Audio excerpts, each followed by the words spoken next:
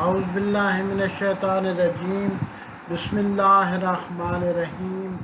الحمد للہ رب العالمین والصلاة والسلام علی سید الانبیاء والمرسلین وعلی آلہ الطیبین الطاہرین المعصومین ولعنۃ اللہ علی اعدائہم اجمعین من الآن الی قیام یوم الدین. اما بعد، قال اللہ تعالیٰ فی قرآن المجید، سورہ زمر آیت نمبر 53، قل یا عبادی الذین اسرفوا علی انفسہم لا تقنطوا من رحمت اللہ، کہ اے رسول کہہ دو میرے ان بندوں کو جنہوں نے اپنے نفوس کے اوپر ظلم کیا ہے کہ وہ میری رحمت سے نا امید نہ ہوں. ان اللہ یغفر الذنوب جمیعا، اللہ تعالیٰ سارے گناہوں کو بخش دے گا. انہ هو الغفور الرحیم، وہ غفور الرحیم ہے. تو اللہ تعالیٰ نے اس آیت قرآن میں اپنے بندوں کو اپنی رحمت سے، اپنے عفو و بخشش سے نا امید ہونے سے منع کیا ہے اور انہیں بہت پر امید کیا ہے، امید دلائی ہے، کیونکہ انسانی زندگی اور انسانی حیات کی شادمانی اور اس کا قیام امید سے وابستہ ہے کہ اگر کسی انسان سے کوئی گناہ ہو جائے تو اس کے بعد بھی اللہ تعالیٰ نے اس کو نا امید ہونے کا وہ نہیں کہا ہے، کہ وہ جیسے بھی ہو کہ اپنی حالت امید کو قائم رکھے اور اللہ تعالیٰ کی طرف سے جو عفو و بخشش کا وعدہ ہے اس کی طرف اپنے آپ کو متوجہ رکھے، اور گناہ جتنے بھی زیادہ ہوں تو پھر بھی اسے اللہ تعالیٰ کی طرف سے عفو و بخشش کی امید رکھنی چاہیے، کہ یہ نہ ہو کہ وہ اللہ تعالیٰ کی طرف سے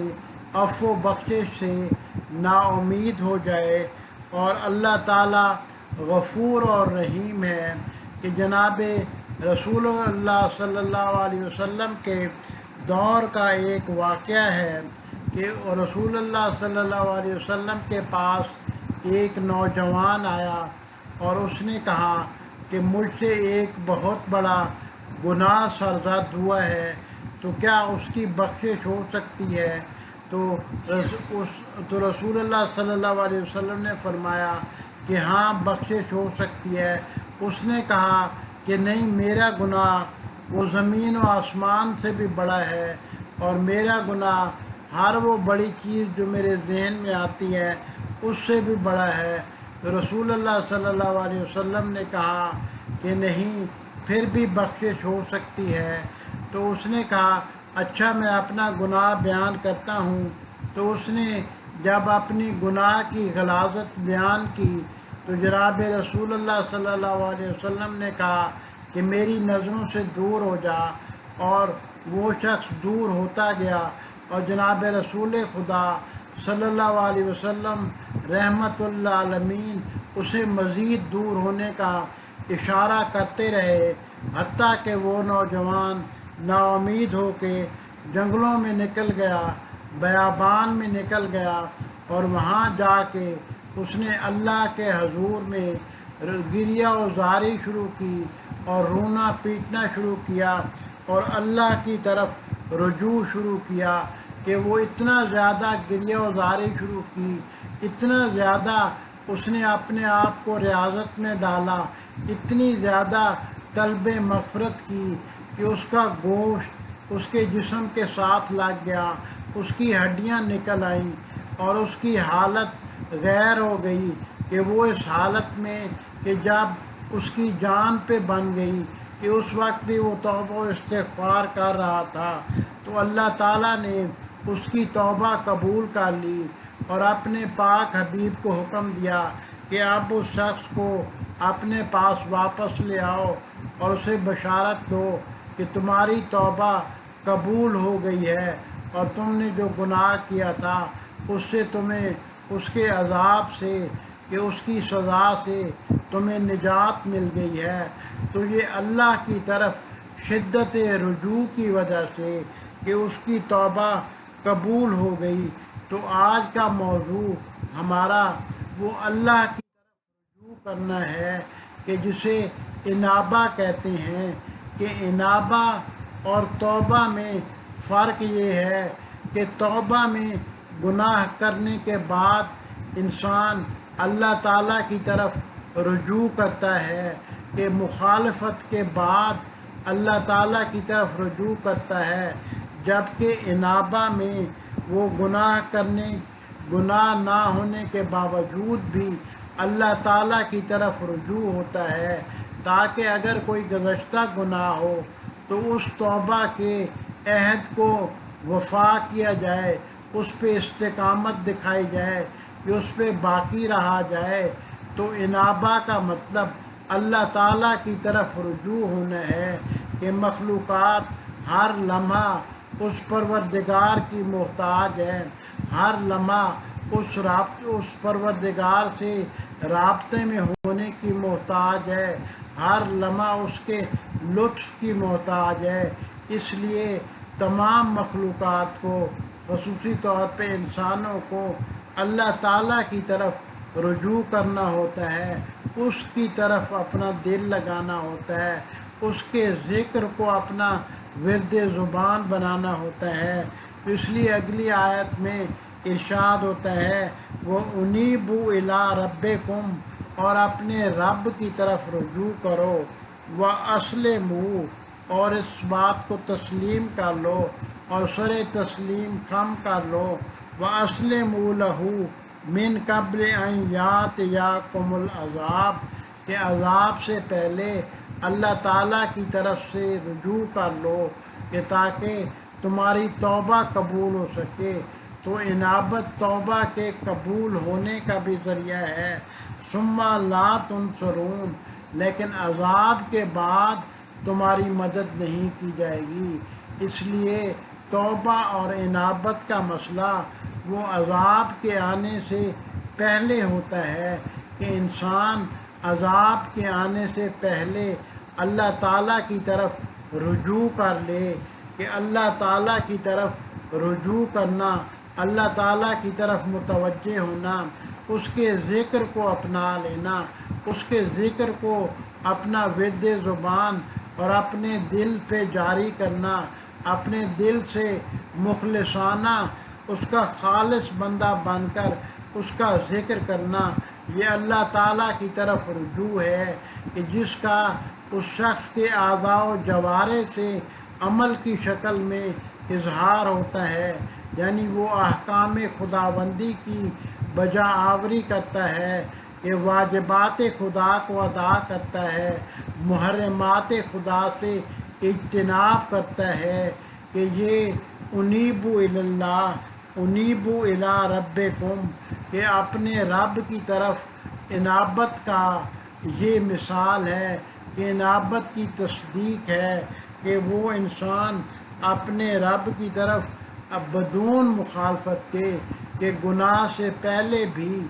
اور گناہ کے بعد بھی اسی کی ذات کی طرف رجوع کرتا ہے، اس کی ذات کی طرف متوجہ ہو جاتا ہے۔ تو اس طرح انابت میں تین چیزیں آ جاتی ہیں، کہ ایک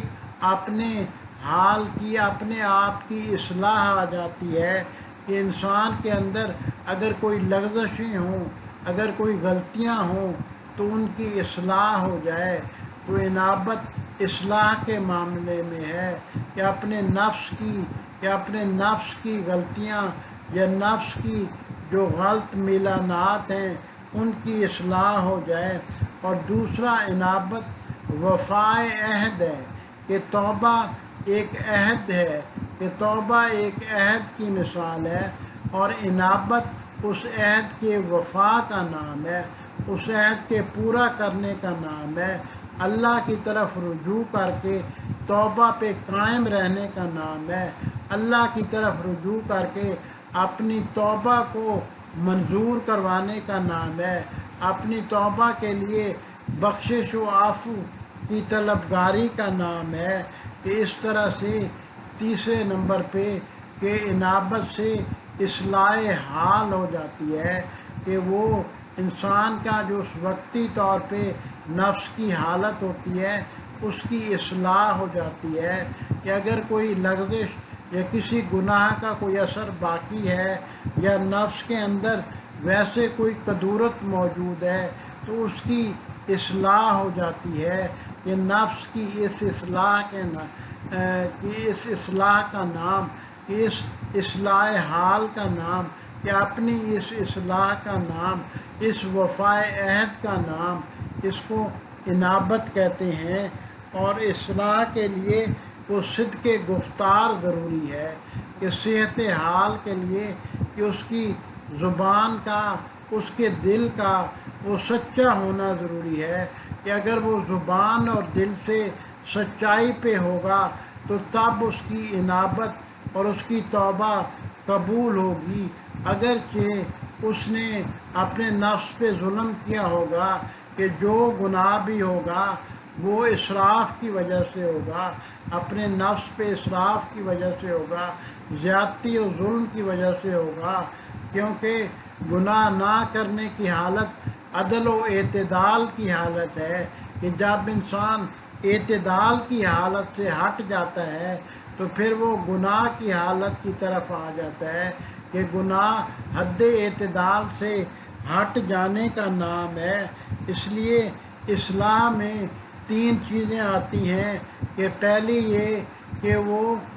جو اس کے تبعات ہیں، کہ جو اس کے ایفیکٹس ہیں، اثرات ہیں گناہ کے، اس سے خارج ہو جائے، کہ گناہوں سے خارج ہوتے وقت جو اسے درد یا تکلیف محسوس ہوتی ہے کہ اس کو وہ قبول کرے، اس کو محسوس کرے، کہ اس کو برداشت کر لے۔ تو سب سے پہلے خروج از گناہ ہے کہ گناہوں سے خارج ہو جانا ہے، اور اس کو توبہ کہتے ہیں کہ توبہ کی مدد سے انسان اپنے گناہوں سے خارج ہو جائے گا، کہ گناہوں کو چھوڑ دے گا۔ تو اس کے لیے گریہ و زاری کی ضرورت ہے، اور گریہ و زاری اور جو اس کو تکلیف ہوگی گناہوں کی لذتوں کو چھوڑنے کا، اس تکلیف کو قبول کرنے کی، اس تکلیف کو اپنے دل کے ساتھ قبول کرنے کی ضرورت ہے۔ اور اگر کوئی اس نے کوئی ظلم کیا ہے، کوئی مظلمہ اس کے ذمے ہے، اس کے اکاؤنٹ میں ہے، تو اس ظلم کو رد کرنا، ان حقوق کو جو اس نے غصب کی ہے ان کو واپس کرنا ضروری ہے، ورنہ نہ اس کی توبہ قبول ہوگی، نہ اس کی انابت ہوگی، نہ وہ اللہ تعالیٰ کی طرف رجوع ہوگا۔ اگر اس نے حق عباد چھینے ہوئے ہیں، حق عباد کو غصب کیا ہوا ہے، تو سب سے پہلے ان حق عباد کو واپس کرنا ضروری ہے۔ یا اگر اس کے ذمے کوئی اللہ کے حقوق ہیں کہ مثلاً کوئی قضا نمازیں ہیں، کوئی قضا روزے ہیں، کوئی زکوٰۃ و خمس باقی ہے، تو جب تک وہ ادا نہیں کرے گا، اپنے حقوق کو ادا نہیں کرے گا، اتنے تک نہ توبہ کا معاملہ آتا ہے، نہ انابت کا معاملہ آتا ہے، نہ رجوع بحق تعالیٰ ہو سکتا ہے، اللہ تعالیٰ کی طرف رجوع نہیں ہو سکتا، نہ تسلیم ہو سکتی ہے کہ تسلیم امر خدا، یعنی خدا کے احکام کو قبول کرنا، ان کے سامنے سر تسلیم خم کرنا، یہ اسی صورت میں ممکن ہے جب احکام خدا کی پابندی کی جائے، کہ اگر کوئی احکام فوت ہو گئے ہیں تو ان کی تلافی کی جائے، کہ تلافی کرنا بہت ضروری ہے، کہ اگر تلافی نہ کی گئی تو پھر اس شخص کی توبہ وہ توبہ کامل نہیں ہوتی، کہ توبہ مکمل نہیں ہوتی، کہ توبہ فعلیت پیدا نہیں کرتی، کہ توبہ کا کوئی اثر نہیں ہوتا، کہ اگر ظلم پہ ظلم کوئی شخص کرتا جائے اور ساتھ استغفر اللہ کا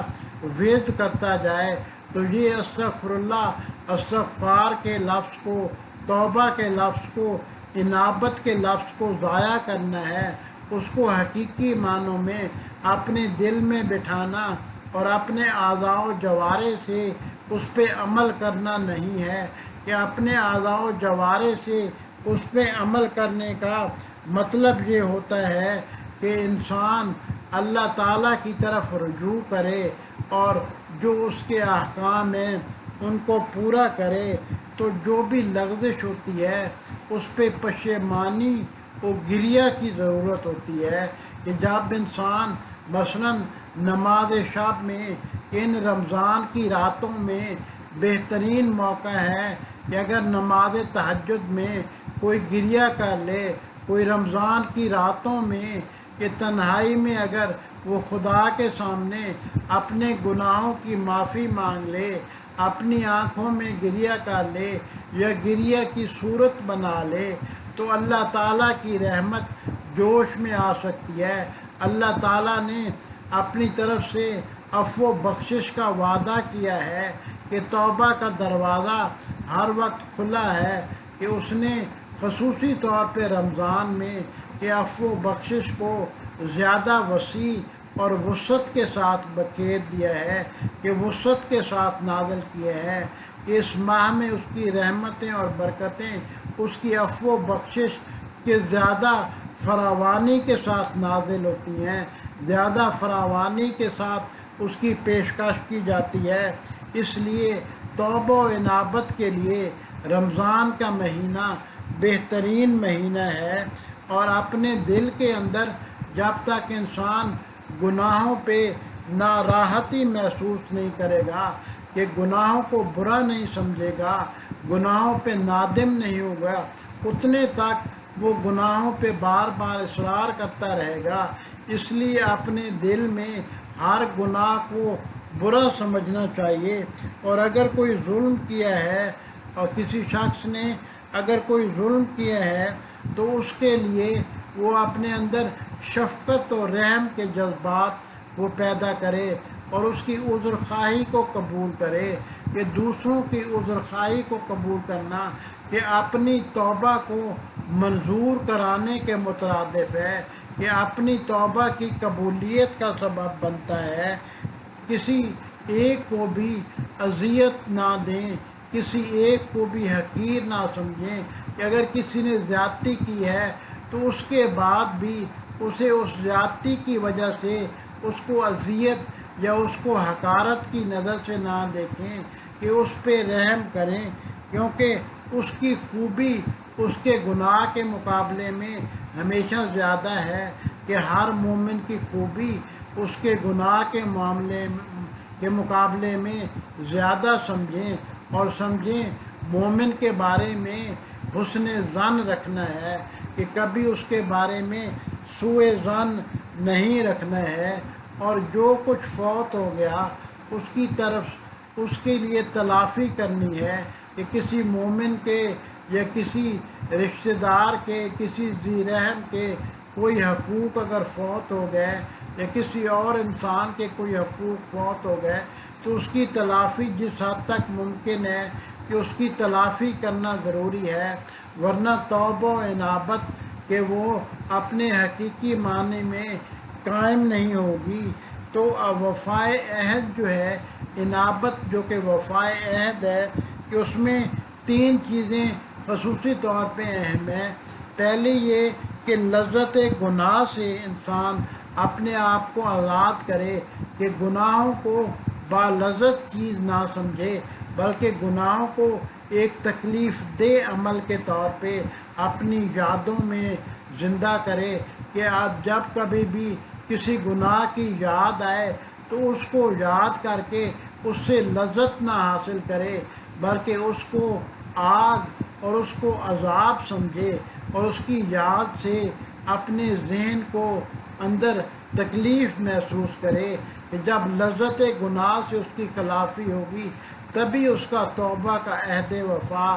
قائم ہو سکے گا۔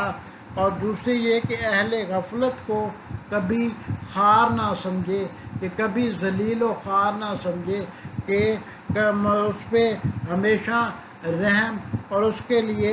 امید ثواب رکھے، کہ سعدی علیہ رحمہ کا ایک واقعہ نقل کیا جاتا ہے کہ سعدی بچپن میں ایک دفعہ ان کے والد نے انہیں نماز تہجد کے لیے اٹھایا جبکہ سب لوگ سوئے ہوئے تھے، تو ان کے والد نے بھی اور سعدی نے بھی نماز تہجد ادا کی، اور نماز تہجد ادا کرنے کے بعد اپنے والد سے کہا کہ دیکھیں یہ لوگ کتنے غافل ہیں کہ نماز تہجد کا وقت ہے اور یہ لوگ سوئے پڑے ہیں، اور ہم دو کے علاوہ کسی نے نماز تہجد ادا نہیں کی۔ تو ان کے والد نے ایک معرفت کی بات انہیں بتائی کہ دیکھیں تمہارا اس طرح سے ان لوگوں کو اہل غفلت کہنا اور ان لوگوں کی تحقیر کرنا اور ان لوگوں کو گھٹیا شمار کرنا، یہ اس بات سے برا ہے کہ تم اس سے بہتر ہوتا کہ تم بھی انہی کے ساتھ سو جاتے اور نماز تہجد نہ پڑھتے۔ کہ نماز تہجد پڑھنے کا یہ مطلب نہیں ہے کہ انسان اپنے آپ کو دوسروں سے، جو لوگ سو رہے ہیں اور جو لوگ نماز تہجد نہیں پڑھ رہے ہیں، کہ ان سے غرور و تکبر نہ کرے، عجب میں مبتلا نہ ہو، اپنے آپ کو ان سے بہتر نہ سمجھے، ورنہ توبہ و انابت کے مراحل طے نہیں ہو سکیں گے۔ اس لیے اہل غفلت کو کبھی حقیر اور ان کی تحقیر نہیں کرنی چاہیے، اور ہمیشہ وہ خدمت مردم کرنی چاہیے کہ لوگوں کی خدمت کرنی چاہیے۔ کہ مثلاً حضرت امام حسن علیہ السلام کا قول ہے کہ اگر کسی نے کسی کی حاجت براری کی، کہ کسی کی کوئی خدمت بجا لایا، تو وہ 1 ماہ کے اعتکاف اور عبادت سے بہتر ہے۔ تو حضرت امام حسن علیہ السلام کا یہ قول کہ توبت کے وفائے عہد کے مراحل، کہ خدمت انسان خدمت مردم کی یاد دلاتا ہے، کہ اس کی اہمیت کو واضح کرتا ہے کہ جتنی وہ خدمت سے حظوظ نفس جو ہیں کہ اس سے وہ خلاصی پا جانی چاہیے، یعنی گناہ سے جتنا وہ نفس نے لذت اٹھائی ہے، کہ خدمت مردم سے اس لذت کو، اس میں جو تکلیف اٹھائی جائے، کہ اس لذت کو اپنے نفس سے دور کر دینا چاہیے، کہ یہ اس کے گناہوں کی تلافی ہوگی، کیونکہ لوگوں کی خدمت رب کی خدمت ہے، کہ اس لوگوں کی خدمت کو اللہ تعالیٰ نے اپنی خدمت کا درجہ دیا ہے، کہ اپنی قربت کا درجہ دیا ہے، کہ اللہ تعالیٰ کے قریب ہونے کا عملی ذریعہ کہ لوگوں کی خدمت ہے۔ جتنا انسان لوگوں کی حاجت مندی کرے گا، لوگوں کی جو ضروریات ہیں ان کو پورا کرنے کی کوشش کرے گا، اتنا ہی وہ اللہ کے قریب ہوگا، اتنا ہی اس کا رجوع اللہ ہوگا، اتنا ہی اس کی انابت کی منزل طے ہوگی، اتنی ہی اس کی توبہ قبول ہوگی، کہ اس کی قبولیت توبہ کا سبب ہوگا، اور جتنی وہ استقامت دکھائے گا رجوع اللہ کے لیے، تو اپنے نیک اعمال سے کبھی بھی نا امید نہ ہوں، بلکہ ہمیشہ پر امید ہوں، جیسا کہ ان آیات میں کہا گیا ہے کہ کبھی بھی اللہ کی رحمت سے وہ نا امید نہ ہوں، یعنی اپنے نیک اعمال کرنے کے بعد بھی آپ نا امیدی میں مبتلا نہ ہوں، اور اگر گناہ بھی ہو جائیں تب بھی آپ نا امیدی یا یاس میں مبتلا نہ ہوں، کہ نا امیدی حرام ہے، نا امیدی ممنوع ہے، کہ مایوس ہو جانا، اللہ کی رحمت سے مایوس ہو جانا گناہ ہے، کہ اللہ سے ہمیشہ پر امید رہیں، کہ اس کی ذات سے ہمیشہ خیر و برکت طلب کریں، کہ اس کو ہمیشہ نور کا منبع سمجھیں، نور ہدایت کا منبع سمجھیں، کہ ہر وقت سمجھیں کہ ہم اس کی رحمتوں اور برکتوں میں پال رہے ہیں، کہ اس کے لطف و کرم کا مرکز ہیں، کہ اس کی نعمتیں اور برکتیں مسلسل ہم پر نازل ہو رہی ہیں، کہ اپنے آپ کو ہر وقت اپنے رب کے حضور میں حاضر و ناظر سمجھیں، یعنی ہر وقت ہمارا ہر حال، ہماری ہر ضرورت اس کے سامنے ہے، کہ دنیا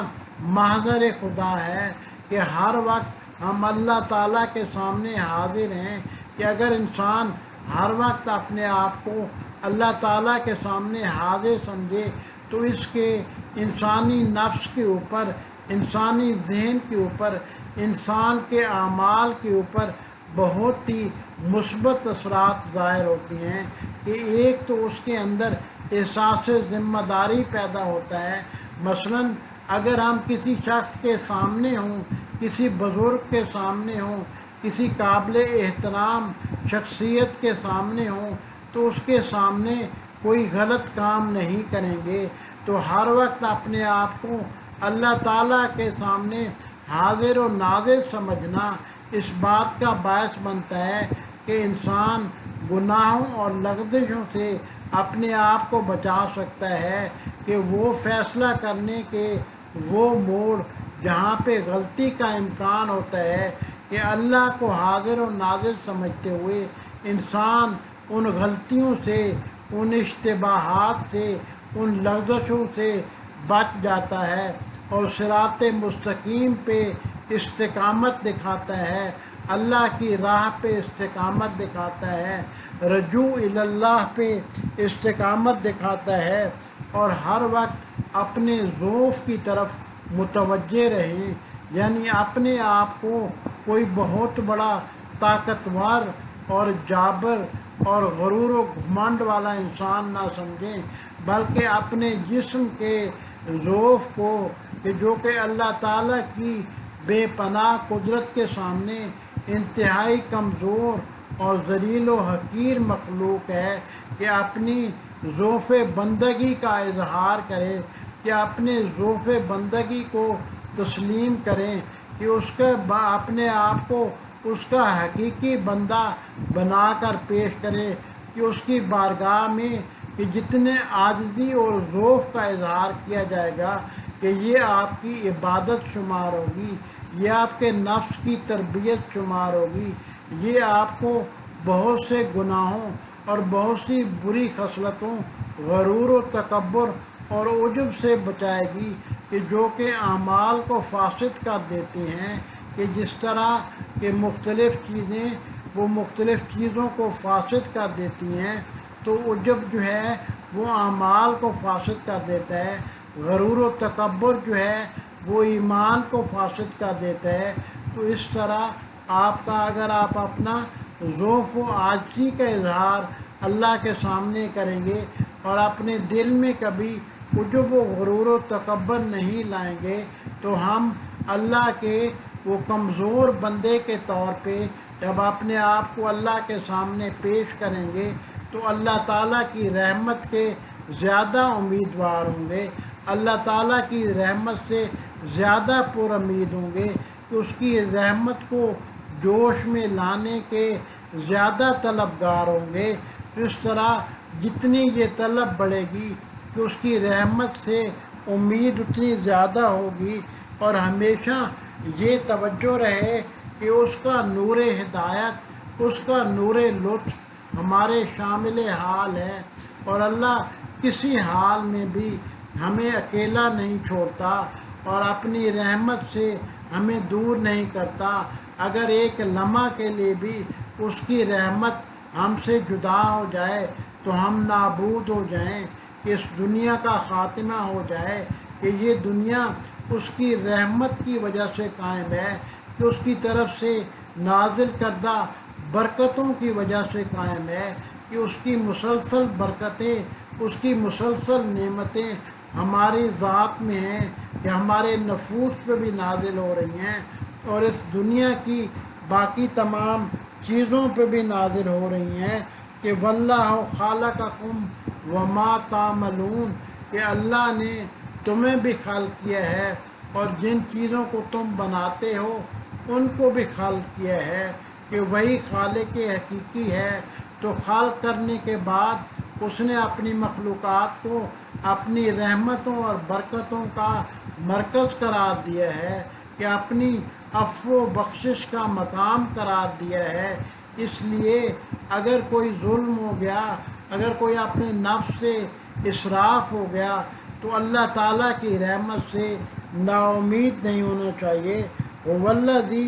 युसय्यिरुकुम फिल बर्रि वल बहर, कि हम अपनी ज़िंदगी में जितना चलते फिरते हैं, चाहे हम खुश्की पे हों चाहे हम समुंदर में हों, तो ये अल्लाह ताला की रहमत और बरकत और दी हुई तौफीक की वजह से है। चाहे हम जिस किस्म की सवारी इस्तेमाल करें, लेकिन ये अल्लाह ताला की दी हुई रहमत और बरकत है, इसलिए उससे हमेशा पुरुम्मीद रहना चाहिए, उसकी तरफ रुजू करना चाहिए कि और इनाबत और तौबा के मौके से वो फ़ायदा उठाना चाहिए कबल इसके कि अज़ाब का वक्त आ जाए कि उसके बाद मोहलत नहीं दी जाएगी, उसके बाद मदद नहीं की जाएगी। इसलिए अल्लाह ताला की तरफ से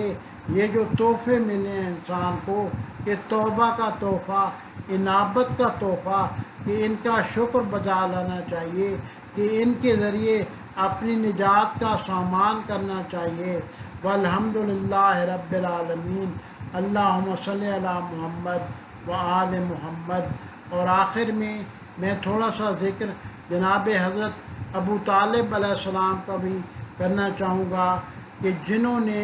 वो अल्लाह ताला की तरफ इनाबत करने के लिए अपने कुछ अशआर में इसका ज़िक्र किया है। मसलन नजाशी के बारे में जब वो ज़िक्र करते हैं कि नजाशी को अल्लाह ने बहुत बड़ा एक वसी सल्तनत व इक़्तिदार अता किया है, तो कहते हैं शेर के अगले मिसरे में कि उन्हें चाहिए कि वो भी अल्लाह ताला के हकूक़ को पाबंदी से बजा लाए, यानी उसकी तरफ इनाबत करे, रजू इल्लाह करे। लफ्ज़ अल्लाह का इस्तेमाल करते हैं, अल्लाह की तरफ इनाबत की तरगीब दे रहे हैं, कि अल्लाह की तरफ वो रजू की तरगीब दे रहे हैं। कि ये जनाब अबू तालिब की सीरत अखलाकी और इरफानी है, कि उनकी